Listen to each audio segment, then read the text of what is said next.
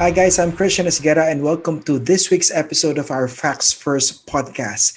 Now, this week we're doing a special crossover podcast with the Raptors P. Ranada, and we're going to talk about how to cover President Rodrigo Duterte. Here's that podcast. Hello, everyone. I'm P. Ranada, host of Seat of Power, Raptors podcast about the Philippine presidency. And today we're speaking with Christian Esguerra, who is host of ANC's Matters of Fact and the Facts First podcast, his own personal podcast about newsworthy events and issues. But also, Christian is a professor of journalism at the University of Santo Tomas. Yeah. And that's why I've invited him today because he has this perspective of a working journalist, but at the same time, an academic who can see journalism and analyze the phenomenon around it and things that are happening with this industry. So our topic for this episode is how to cover a president who lies. We're harking back to the speech of President Duterte last week, November 17, where he spent 20 minutes railing about Vice President Leni Robredo. But it's not just about Duterte. We also see US President Donald Trump wrongly claiming he won the elections through Twitter, through media interviews, and casting doubt on the integrity of their elections. And we saw news outlets, actually, American news outlets, cutting away from his speech because they said they didn't want to echo his lies and propagate these lies further. I guess to start, Siguro, just to set the background, set the stage for our topic, let's go back to November 17, the day of the speech. It was close to 11 p.m., so that's a dead hour. Most people are resting. Maybe they're watching Netflix. Maybe they're opening a bottle of wine or putting their kids to sleep. In short, no one is thinking about Duterte, right? He's far from everyone's minds. Everyone's resting. But the Malacanang reporters are awake because we cover his speeches weekly. And in fact, we knew ahead of time that his speech would last exactly 1 hour and 5 minutes. The speech airs, and Duterte's opening is already the Lenny rant. And my first question to you, Christian, did you watch the speech? I watched it after. Uh, Usually kasi hindi ko na siya pinapanood ng yung real time. And to me, that was too late, di ba? Una-una, I have a morning show the following morning. So I watched the clip the following day before I started the program. Tapos I was surprised because and I was surprised in the sense na given the gravity of the situation, he was supposed to talk about the pandemic as usual, but he started with a rant. I think it lasted about 15 to 20 minutes, no? If I'm not mistaken. He was just attacking the vice president. And to me, that was surprising for a president, but it was not surprising for President Rodrigo Duterte because you know this for a fact na he is that kind of guy, no? Parang he usually talks about things that are off topic, he usually veered off topic. I noticed this before nung yung when I covered President Duterte's transition when he was proclaimed winner. But there was a month-long transition, 2016.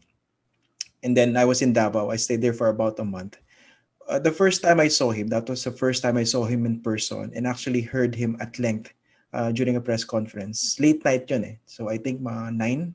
He was in this old hotel owned by a friend, I was told.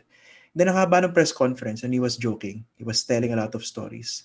Then right after that, I was tapped to do a live report for The World Tonight sa ANC. So I remember, napahaba rin yung report ko kasi mahaba yung mahaba yung kwento niya. And then one thing that I really highlighted in that report was that this was a president who you couldn't tell whether he was joking or he was not. Kasi alam natin may mga ganong klaseng personalities, diba? Yung para bang yung deadpan yung humor niya, yung nakangiti or very blank yung face, but he was telling something with a straight face. Pero for all you know, that was a joke. So that was the first thing that struck me. And then, right there and then, na-realize ko, it would pose a challenge to reporters on how to cover someone like him because we didn't know whether he was joking or not. So, true enough, ganun ang lumabas, diba? Since 2016 hanggang ngayon. Kaso, it's only getting worse because he was not just telling deadpan humor, for instance, but he has been attacking a lot of people using the pulpit of the presidency. So, yung tinatawag nating bully pulpit, ginawa niyang literally, it's a bully pulpit, diba? A pulpit used by a bully. So, in that sense, sabi ko, I think it's getting worse. No, he's getting very defensive as a president, especially attacking the vice president. So you knew for a fact na tinamaan siya, di ba? Because ako, personally, I sensed insecurity on the part of the president. Despite the popularity, more than 91% supported his approach to the pandemic. Pero that was how he still reacted to the way the vice president was doing his job. So to me, that was quite telling, yung November 17 public address niya. Mhm.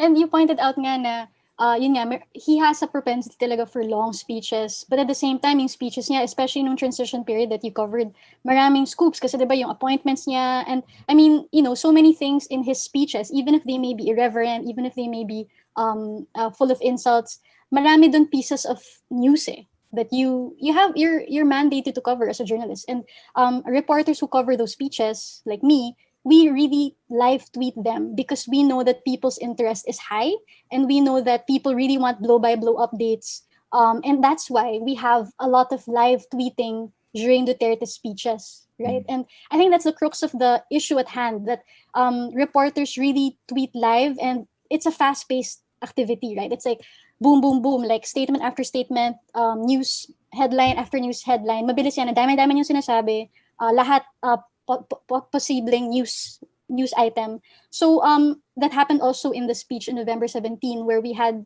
reporters tweeting on social media live, even if his speech wasn't live, but while it was airing. So at what point did you see the tweets of reporters on social media, and what were you thinking when you read them? I saw the tweets the following morning, and nakita ko. Actually, yun ang una ko naging basis. Actually, nakalimutan ko na Duterte was supposed to address the public the night before. When I woke up very early in the morning, the following morning, nakita ko yung tweet. Sabi ko, aba, may mga sinabi si Duterte. And then, very acerbic. He actually attacked the vice president. So, binalikan ko yung video. So, sa akin, nakita ko yung mga tweets. Ano naman, yung straightforward tweets about what exactly happened. And then I saw some of the tweets with context. I saw your tweet yung hindi original tweet mo, someone who actually retweeted you. So nakita ko may context, no. Sabi ko, ideally, this was how this was supposed to be done. So you tweet with context right away. Pero it's very difficult for a lot of reporters to do that because number one, dapat meron kang context, di ba? Dapat meron kang background of things that he said the day before, 3 weeks earlier. Tapos, for you to be able to point out inconsistencies. And I think you're doing that quite consistently. Pero yung ibang reporters, nakita ko very straightforward. I think yun yung naging contention doon. Parang how are we supposed to live tweet a president like President Rodrigo Duterte, given the fact that he could actually tell a lot of untruths, he could outright lie. So what happens then to the sequence of tweeting, di ba? So nagmumukha ba tayo mga transcriptionists, or should we do a much better job as reporters? So yun yung naging debate, and I saw that. Yeah. Okay, so siguro just to be more specific about the tweets, we were talking about the tweets where about the president claiming that si Leni Robredo yung nagpasimuno ng hashtag nasaan ang Pangulo, and marami pa siyang claims that were blatantly false, like wala raw ginawa si Lenny during the typhoon, kundi magtawag-tawag, and he was even insinuating something like like immoral, like the vice president was seeing a congressman or something. So marami mga below the belt remarks also, and as you said, diba, these were being tweeted by reporters, and so you mentioned already the debate, and I just want to go back to what you said na may thinking that reporters' job is only to tweet what he says verbatim because that's what he said. Then you pointed out another way of thinking where you tweet what he said, but the context as well. The fact that, for example, he didn't say this, he said the exact opposite thing last week, or the fact that what he said was untruthful, right? So, ano yung opinion mo dun? Like, what is more ethical and what is right for a journalist? Is it to stick to the verbatim quote and just let the reader decide for themselves what to do with that, or do you think there should be context, whereas some people think naman that context could be a way of injecting your personal opinion or bias? Yeah, actually, sige, pag-usapan natin. Very very interesting yung discussion na yan kasi I think one reporter in particular was attacked, no? Your colleague si Joseph Morong, kasi very straightforward yung tweeting niya, nagmukha siyang transcript. Actually transcript siya, di ba? So I think that actually he often uses that to aid his reporting for television. That's one way of looking at it. Pero sa akin kasi this is a time when, and this is a precedent to which you cannot make use or settle with he said, she said reporting. For instance, sinasabi mo context, di ba? Of course, it's perfectly fine to use the exact words mentioned by the president and put that in a tweet.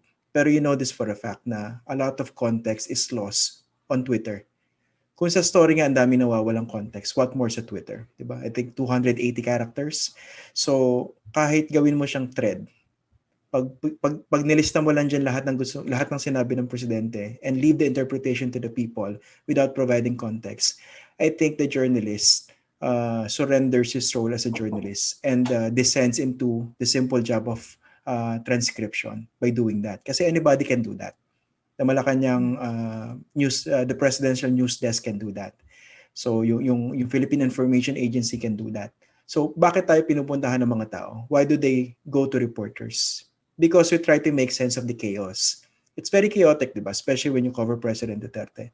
So ano yung value added ng reporter? Ang value added natin is to actually provide context and explain to them, this is quite inconsistent. This needs fact-checking. Pero syempre, ang isang extreme end dyan, yung provision of context, the fact that we need to provide context sometimes opens the gates for a lot of opinionating. And quite unfortunately, I see this a lot naman dun sa ibang mga reporters na nakikita natin. Ang problema kasi, napapansin ko, on one hand, he said, she said reporting or objective reporting is being used by those who are supporting President Duterte. Okay? On the other hand naman, yung contextual reporting, nagagamit din naman as an excuse by pro-Lenny reporters to actually attack the president and support Lenny Robredo. Ano ibig sabihin dito? Ang point ko lang dito, whether it's President Duterte or not, whether it's an entirely different president, we should not resort to what I call cheerleading reporting. Napapansin ko yan, especially before when I was covering campaigns. Papansin ko pag yung isang reporter na-assign sa isang public official, may tendency to cover that like a UAAP school or NCAA school. Para bang may tendency to cheer. Ngayon nakikita ko yan ng mga reporters eh. So, lumalabas yung galit nila kay Duterte, not by attacking Duterte, but by praising the Vice President profusely.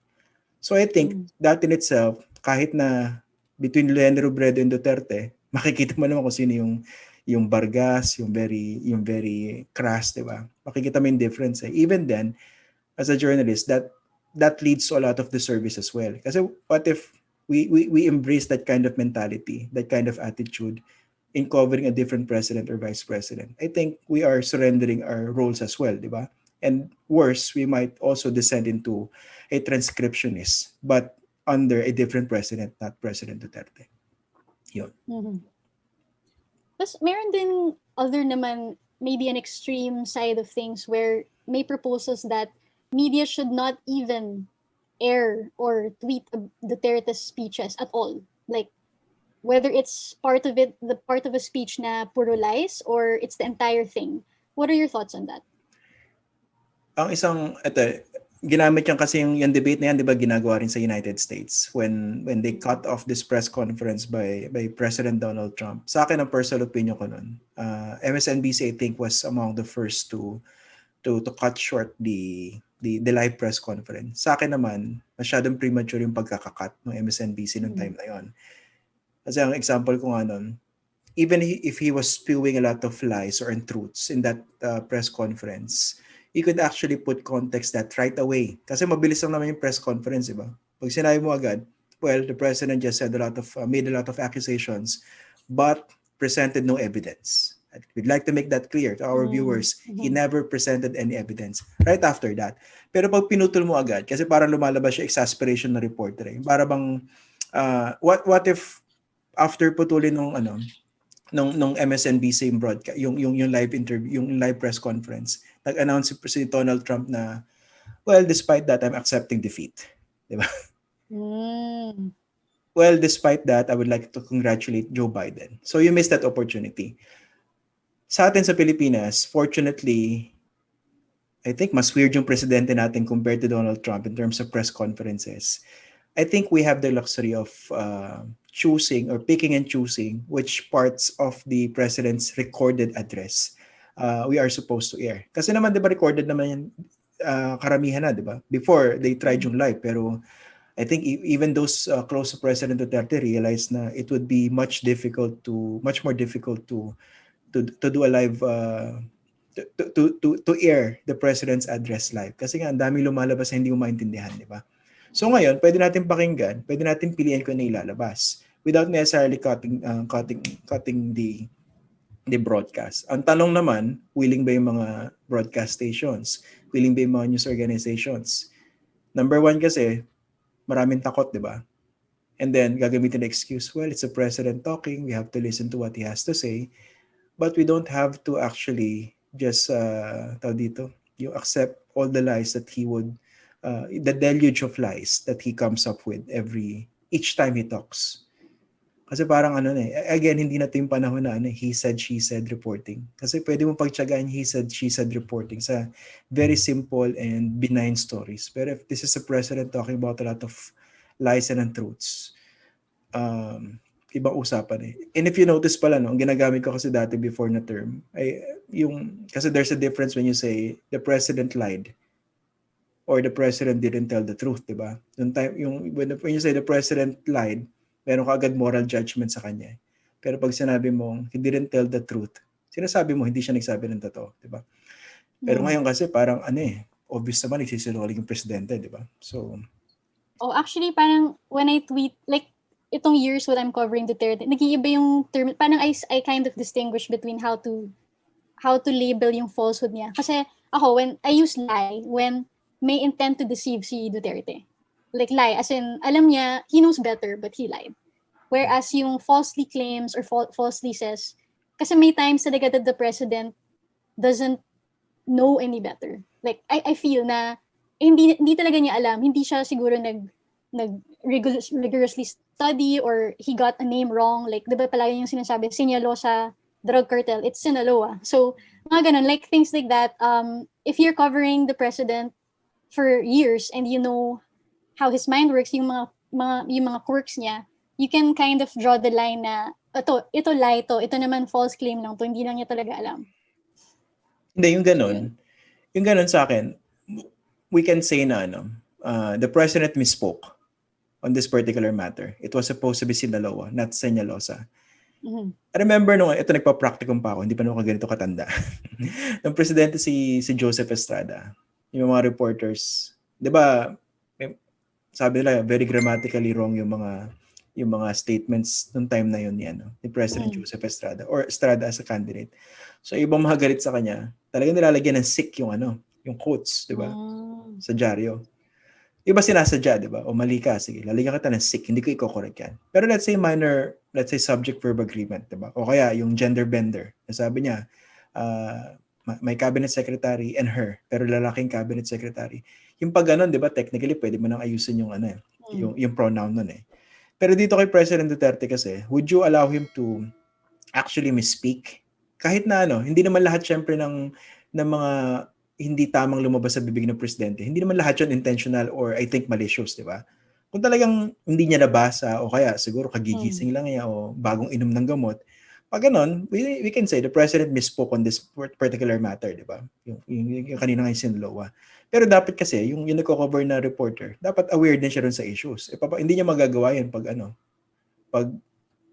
let's say, kino-cover niya yung presidente, just like any other beats na kung ano yung sinabi, yun na i-report. Yun. Okay. Actually, you mentioned nga yung the fact that si Estrada newspapers lang yon, but under Duterte meron tayong beast, which is social media, and it's added a new dimension to how we cover presidents. So dito naman sa November 17 speech lumabas yung issue about live tweeting, diba? Tweets are just really short tidbits of what's happening live, but at the same time ginagamit siya ng reporters as a tool for reporting. So yung argument ng ibang reporters was that their tweets are only tweets and they're meant just to give blow-by-blow updates of the speech itself. They're saying that if you want to judge me as a reporter, judge me by my report. Yung aking full package where nandyan daw yung side ni Lenny and my context, etc. So what do you think about this dichotomy? Tama naman yun, yung ganung perspective coming from reporters. Ang problema is that how the audiences, the viewers, the tweeps, diba? Yung mga netizens on Twitter, do they also view that the same way? I don't think so. Kasi the moment that you tweet something, it it generates a life of its own eh. Hindi mo na makokontrol yun. Hindi mo na pwedeng habulin, sabihin mo, guys, balikan niyo yung report ko. Nandun lahat yun, di ba? Totoo yun, di ba? Nandun lahat ng context na gusto niyo. Di ba, pansin mo yan, di ba, gawa ka ng Twitter thread. Di ba? Yung second tweet mo, most likely, hindi niyang babasahin eh. Ang magge-generate ng interest, magiging viral yung una mo. May ganun tendency. Yung para ka di ba, pagka-text mo yung, let's say, friend mo, subukan mo mag-shoot ng 4 questions, ang sasagutin niya yung dulo. Parang sa thread yan, 'di ba? Hindi naman lahat 'yan magva-viral eh. Tsaka hindi lahat ng tao babalikan yung tweet mo. So I think given that limitation, given that danger of losing context because of the limitations of Twitter, I think right away, at least let's say ito yung exact words that he said.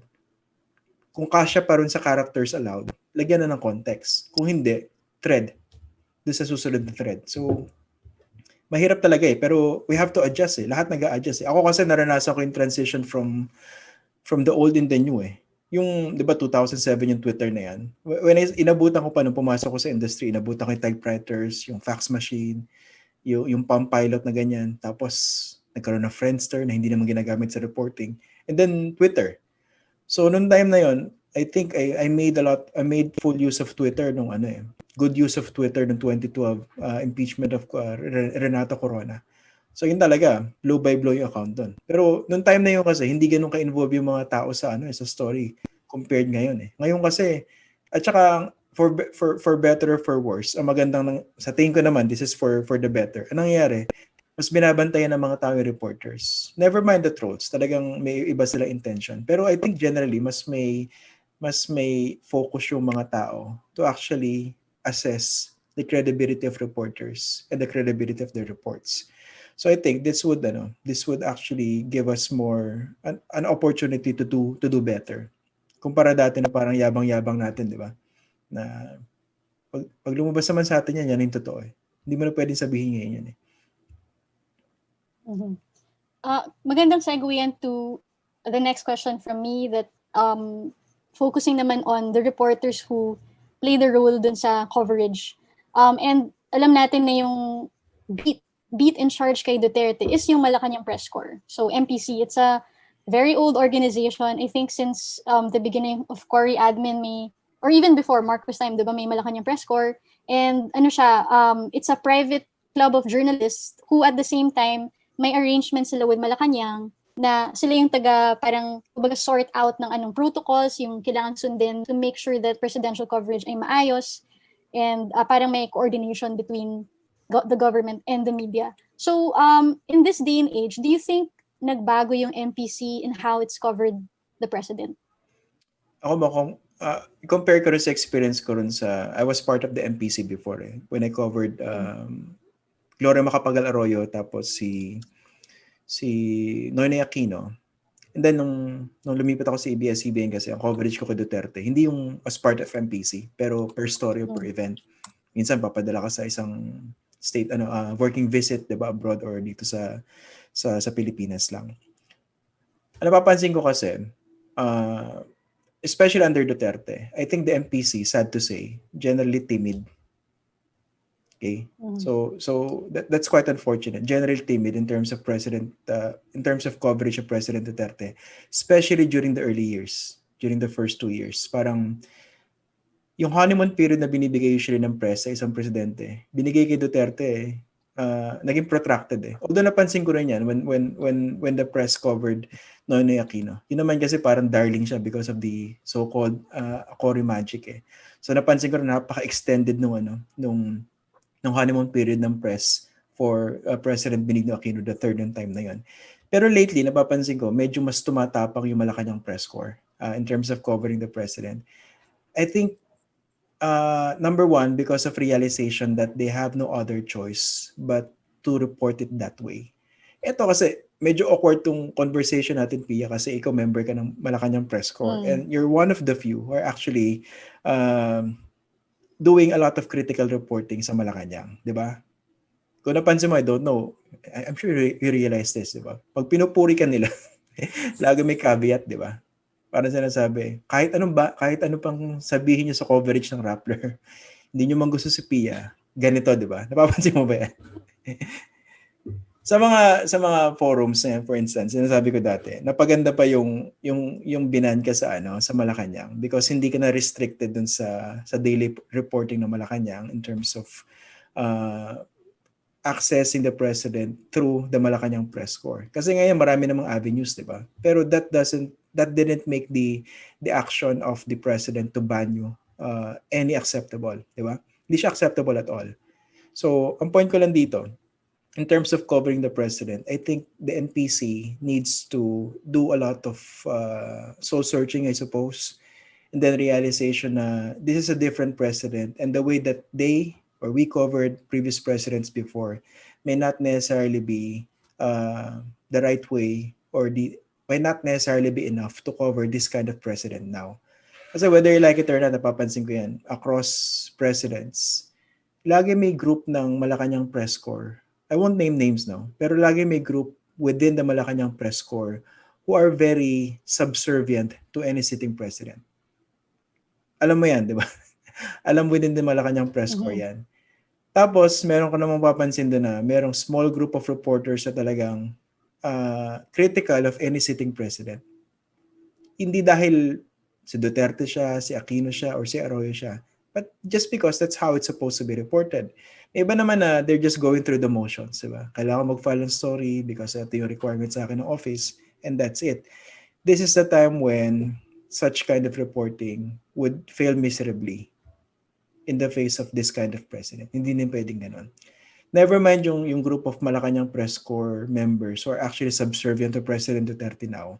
And once he's replaced, they would still be subservient to the next president. Never mind that. Lagi may ganun sa mga beat. Diba? Whether because they're benefiting in terms of resources, influence, or proximity or closeness with the president. Never mind. Wala tayong magagawa doon. Pero the rest of the press corps, I think they have to reevaluate. Ito yung isa kong isa kong concern dyan, di ba? Again, ako na magsasabi kasi awkward to dahil ikaw involved dito, di ba? When you were banned by President Rodrigo Duterte, di ba they came out with a statement, di ba? Mm-hmm. I was made aware of what happened behind the scenes before in crafting that statement. Ordinarily, kung maayos ang isang press corps, they would have come up with a much stronger statement condemning what they did to you. But they didn't do that, di ba? Nakikita mo very playing safe in statement, di ba? Why? Unang-una siguro, takot sila na baka balikan sila. Number 2, baka iba nakikinabang, babanatan. Yan ang problema kasi pag masyado ka ng close sa kino-cover mo, di ba? So para bang wala ka ng safe distance. You feel na, sasabihin nila, kayo dyan, yung mga hindi kayo member ng press corps, okay lang kayong sabihin yan, di ba? Pero kami, na araw-araw nakikita namin yung Malacanang, tapos si President Duterte, kino-cover namin, paano kami maban? Well, I can also say that because I experienced that before, di ba? Pero sa experience ko, na-realize ko, may mga sources ka, may mga public officials na mawawala talaga sa'yo, magtatampo, mawawala sa'yo, talagang iiwanan ka, hindi ka kakausapin because of a story that you did. And that's fine. Pero there are those who actually realize na pag nakita nila, hindi credible naman to fair naman to kakausapin ka pa rin afterward And you know this for a fact, diba? May mga ganong sources Ang point ko lang, may mga kasama tayo sa industriya who are not willing to make such a gamble or even sacrifice to the point that even if the sitting president or that person in power at present has been slowly and consistently eating into our democratic space, parang wala silang pakialam and that's unfortunate. Do you think meron ding connection dito yung fact na yung administration na to is also on another level of hostility to the media, to the point that if siguro we have a journalist na kung before matapang siya kasi ganito, like under another president, pero under this president nakita niya na hindi lang ako babanatan, pero he might go after my company, he might go after, he might slander me on the presidential podium. Parang kumbaga, yung consequences of pushing back now are far graver than they were under another president. Do you think that does that make these journalists understandably scared, or do you think there's still room to push back more despite this? Sa akin, definitely, that's a factor. Obvious naman yun, di ba? So marami natatakot because sabi mo, this is an entirely different level in terms of attacking media. Hindi tayo sanay sa ganyan, di ba? I remember nung sa Davao yun, di ba? I remember there was this story about the president seemingly condoning the killing of journalists, di ba? So, late night press conference yun. I was seated on the second row. Lumabas si President Duterte. Nandun kaya tayo nun, di ba? Tama ba? Hindi na. Ako, Ay, no. ang utak ko noon, I was using a different lens. Sabi ko, siguro mag-a-apologize to. Kasi ganito ginagawa ng mga dating presidente. Mag-a-apologize to. Kulit ako, pinagmumura tayo, di ba? As in, nagsisigaw siya. Sabi ko, iba to ah. So medyo naano ako ng konti. Sabi ko, yung medyo nakaramdam ako ng konting yung parang sinuntok. Sabi ko, ibang-iba to ah. And then, very, very long yung press conference na yun, di ba? You remember that? Na-realize ko yung ganun. That actually set the tone. I remember nung nag-live interview ako ng the following, ano ba yung nauna? Yun o yung sabi ni Duterte hindi na siya makikipag-usap sa media? Noong time na yun sa Davao. I think After, yung di makikipag-usap sa media after yun. na. Kasi yun yung response niya dun sa articles na legitimate targets of assassination. Okay. Ayun. Kasi after nun, nag-live report ako sa, I remember Head Start, and I was asked by the anchor. Sabi, so paano nang gagawin nyo dyan? Hindi na makikipag-usap yung presidente. Wala namang, paano mangyayari? Sabi ko, kung journalist ka naman na matino, di ba? Hindi naman porke hindi ka kinakausap ng presidente, hindi porke hindi nagsisalita yung presidente, wala ka ng storya, di ba? Pero I think, yung statement ng presidente na yun, attacking media, that set the tone eh. Kasi ako naniniwala ako, this president, hindi siya yung medyo siya chaotic in terms of thinking, pero there's I think medyo intentional I think on the part of the president to assail certain institutions, in particular media, the church, civil society, and other branches of government outside of the executive. Meron siyang intention na ganun eh. So I think he set the tone. And hanggang iramdam natin yun. Marami sa atin natatakot because of that, di ba? So, sino ba naman hindi matatakot pag araw-araw ka minumura ng mga trolls, di ba? Pag binabanatan yung company mo. Pero like ko sinasabi diyan kasi, hindi naman to, I'm not, this opinion is not coming from a moral high horse or naivete. I think kasi pag pinasok mo yung trabaho hindi mo nang pwedeng sabihin na gusto ko mag-reporter kasi gusto ko magkaroon ng sweldo. Gusto ko mag-reporter because gusto ko makita yung byline ko, di ba? Kumbaga full package yan eh. May makakaaway ka, may matatalisod ka, may makakanti ka, may magagalit sa yung public official. And it comes with the territory. Hindi mo pwedeng sabihin na nakakatakot yung presidente, so okay na ako dito, happy na ako. So I think malaking tama na sa self-respect natin as a journalist eh. And nakikita ko yun sa maraming reporters ngayon. So it's quite unfortunate really. But I guess yung other problem dyan would be, even if you're a reporter who feels that way, if you work for a newsroom na sila mismo pa safe kasi yung owners ng news outlet ay worried about their other businesses, parang parang it's another pressure that's coming down on you. That's true. Marami naman sa mga news owners ngayon eh. Not just news managers. Kasi I think a lot of news managers, unang-una, ramdam natin yung chilling effect across newsrooms, di ba? I know for a fact that there are a lot of news bosses, news executives, news managers who are willing to fight and really fight back, di ba? Ang problema yung mga news organization owners. Hindi lahat ng news owners or organization, yung news organization owners, hindi lahat ng media owners understand what it is to run a news company. Ang problema, to some of them, it's just another business that they need to protect. Okay? Yan ang problema pag yung news owner, yung media owner, hindi naintindihan yung kakaibang trabaho ng isang journalist. Madali sa kanila yung tumupi. Now, anong gagawin ng reporter? Kasi we don't own the company, di ba? It would have been a perfect place if we own this company and we run the entire show. But hoi-puloy lang naman tayo lahat dito, di ba? In this vast media conglomerate or vast network of businesses which include media, unfortunately, which just include media, unfortunately. Sa akin kasi, parang within our sphere of influence, I think we should fight back. Siyempre, masakit na, let's say, you're doing your job as a journalist, you're fighting back, you're pressing on, pero ang kaaway mo rin yung media owner. Mabigat yun, di ba? And I think you have to live with it. Ano ba yung extreme, what's the worst that can happen to you? You might lose your job, di ba? You might lose the resources to feed your family, to support your wife, your children, o kung single ka pa, nag-aaral ka for instance, ng masters.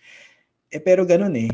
Di ba, sa akin kasi basic yung question eh. Can you live with this kind of life as a journalist, being restricted, being muffled, not just by the person you cover, not just by the government, but also from within, by your own news boss?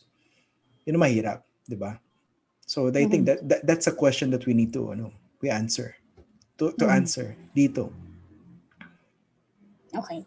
I guess last question from me would be, given that ganito yung state of affairs natin, the media is covering a president who frequently spews out mistruths or even outright lies, how do we gain the trust of our audience? Is the way forward yung context, or do you think that will just siguro like maybe turn off certain media news consumers, or do you think there's another way where we can show them na we're doing this because it's part of our job, and in fact this is something that will benefit you in the end? I mean, how do we bring back that trust with our viewers, with our news consumers? Okay. There was a time na ang usual response niya sabihin, we go back to the basics, di ba? We focus on our job, provide context, honest to goodness reporting, and everything would fall into place again. And I think that's naive. If we settle with that answer lang, if that would be the only response, because Facebook and its algorithm doesn't respect that, di ba? Wala namang pakialam ang Facebook sa balance or fair reporting technically, because you're dealing with an algorithm. You're dealing with echo chambers. You're dealing with a vicious effort coming from different quarters to control the narrative. So I think people should realize that the problem is much graver than it actually appears. So on the part of media, I think it's better for us to understand how the system works and then try to work around and also within that system. For instance, kunwari, walang problema rin sa going back to the basics. That's very fine. Pero I think it's also important for us to help educate the public on how to understand journalism itself, di ba? Kasi ngayon, ang daming nagsasabi, bias kayo. Pero did they actually understand what bias means? Sa akin kasi, ang reading ko sa understanding nila sa bias, pag binanatan mo yung politiko, bias ka. Pero pag pinaraise mo yung politiko, you're a good reporter, di ba? So, ganun yung, and unfortunately, may mga media owners na that's the kind of mentality that they have, because even them, they're not actually familiar with how journalism is supposed to work. So they get their journalism education not from the newsroom, not from the actual journalists, but from the politicians. Yun ang problema, di ba? So dito, we need to really be aggressive in terms of educating the public. Yung sa Rappler, magandang ginawa nyo. I suppose ginawa nyo ng beat yung media, di ba? Meron kayong designated reporter to cover media affairs. Parang sa United States. And I think that's long overdue. And a lot of media organizations should also follow suit. So mag-assign din ng reporters covering reporters. Kasi wala tayong magagawa eh. Kumaga, we have become part of the story. I'm not saying na magpakastar tayo dito, di ba? Parang consciously, we have to be the focus of attention. But when it comes to media issues, dapat nare-report natin eh. Because you can no longer live in a bubble eh. Nag-iba yung panahon talaga ngayon eh. Marami nagsasarandyaro for instance, di ba? Tapos for example, yung basic tenets ng journalism and a lot of myths, dapat pinapaliwanag natin yun sa public, especially in social media. For example, what they mean by objectivity. People think that objectivity is the same as fairness and balance, di ba? Akala nila yung live tweeting na exact words that is objective. Technically hindi, di ba? We know that for a fact. The fact na pinili mo itong quote na ito ng presidente for your first tweet, that's subjective already. We have to educate the public in terms of objectivity which means or refers more to the process of journalism. Na yung reporting ni Pia Ranada sa presidente, yung pagkausap niya sa iba't ibang mga sources, yung pag-verify niya information, that constitutes an objective process that is replicated by any other reporter across newsrooms because objectivity refers more to the process. Yung ganyan. So there's a lot of free education needed on the part of the public and also on the part of media, and we should actually lead the way. Pero yun nga, yung much graver problem, I think, how to deal with social media. I think it's important for us to understand it much better and to equip ourselves in terms of dealing with the lies. Hindi na pwedeng ano eh. Kaya minsan, di ba, I think recently I was invited to a couple of forums regarding media. Sabi ko, sino ba yung audience? Kung tayo-tayo lang, this is an echo chamber. So, naiintindihan natin yung problema. And there are a lot of things that we can still do. Pero, I think we have to engage those, not just on the other side, but those who are not exactly, hindi naman kailangan DDS sila eh. Pero, I mean, the public at large. Ito, maganda itong podcast ito because this will be heard or viewed by people across yung political spectrum, for instance. So, this would help. Okay. So, Christian, before I go to yung extra ko, baka you wanna ask questions also for your podcast? Sa kay Pia? Kumusta na ba kayo? Ha? Kumusta na kayo? Kayo guys, how are you holding up dyan sa Rappler? The president has well, issues, Yeah, pero parang kasi yung at the forefront now yung si Maria talaga eh. Like it's her cases, it's her legal cases. So yung ban parang 'di ba nag-file na kami ng case about that pero wala pa nangyayari. So it's kind of already for me nasa background na lang siya. Kasi after 2 years of that kind of treatment, parang nasasanay na rin ako. Tsaka in fairness si Roque at least sinasama niya ako sa virtual press con. So, yun siguro yung pinaka-positive na nangyari recently dahil sa pandemic. Well, maraming salamat kay Secretary Harry Roque for doing that. In fairness sa kanya, I mean, he could have just said no, di ba? So, but he was not supposed to say no, di ba? Yun ang point ko dyan. Of course, we're saying na at the very start, mali talaga. Di ba? Yung para bang utang na loob pa natin na we were provided access. Di ba? Yung yung for instance, don't you find it frustrating somehow na I remember when Rappler was being viciously attacked by the president. I know that you were hearing comments from within the industry. Na para bang for all the imperfections of Rappler, sasabihin nila, dapat tulungan pa rin natin yung Rappler, di ba? Yung iba naman, fence-sitter, walang pakialam. Yung iba naman outright kinokondemn. I mean, how did you feel about it at that time? Yung para bang the vicious attack on Rappler was not seen by many of our colleagues as a vicious attack against the industry itself, against press freedom. And then sadly, I think many of our colleagues preferred to abandon you. Mm-hmm. Kasi yan alam mo naman sa mga press corps may politics rin inside, di ba? And yung competition, lalo na sa MPC, fierce yan Kasi syempre, prime beat siya and then marami mga big stories coming from that beat. Nung time na yun, lumabas to sa mga, discussions, di ba? Behind the scenes na may the typical inggitan sa scoops, sa sources, bakit si ganyan nakakuha ng ganyang balita, ba't hindi siya ni-share. So, I think that kind of did not endear me to a lot of the members.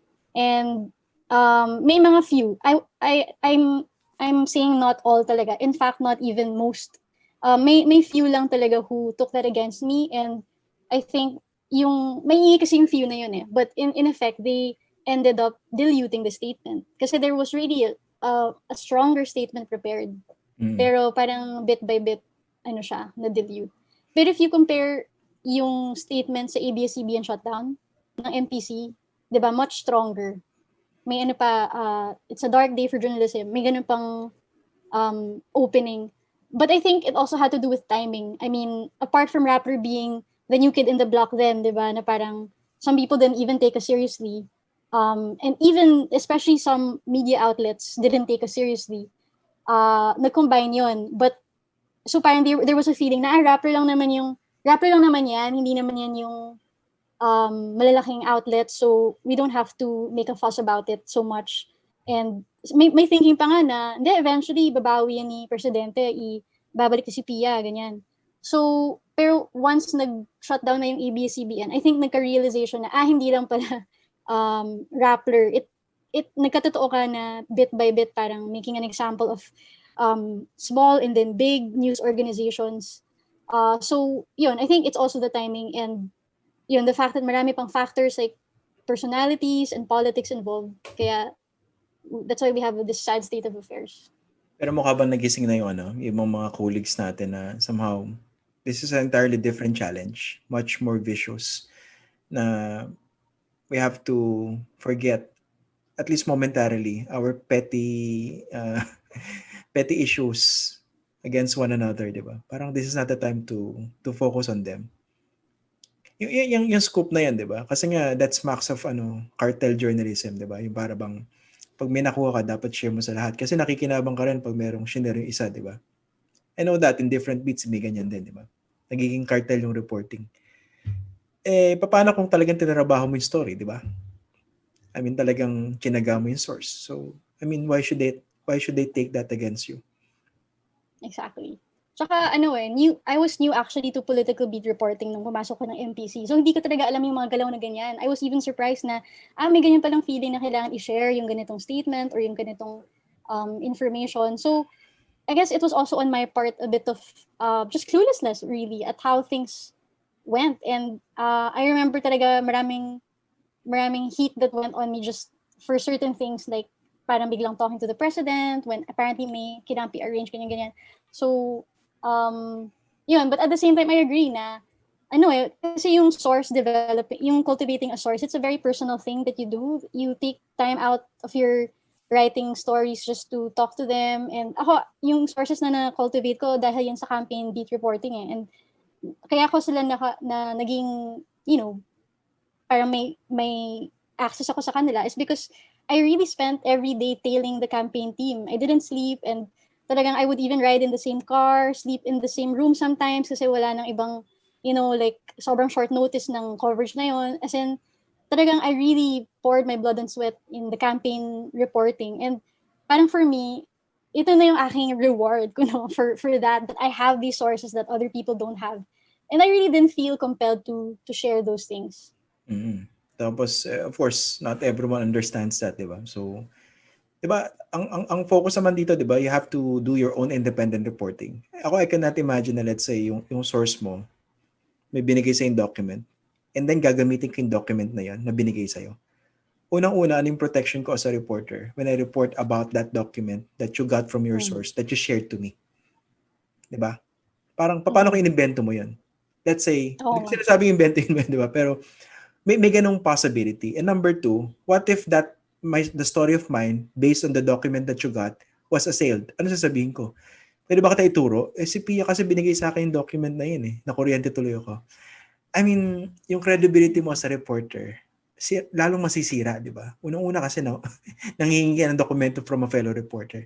It's a different thing kung talagang document, let's say, official, yung official release, di ba? Kunwari, yung mga new appointments na ganyan, binigay kay Pia. Huwag mo itatago yun kasi pwede mo i-share sa iba, di ba? Kumbaga, shinare sa lahat pero unang pumasok sa email mo. I mean, things like that. Pwede mo i-apply yung ganong rule, di ba? Pero yung scoop, I don't think that should be, that should be taken against any reporter. Okay, so thank you again, Christian, for sharing your insights. I learned a lot as a reporter. I mean, so many issues that we still have to tackle, especially since we have 2 more years of the Duterte presidency. And that's it for this week's episode of our Facts First podcast. Remember, you can catch this on iTunes, Spotify, Google, and Stitcher, and wherever you get your podcasts. Thank you very much for joining us, guys.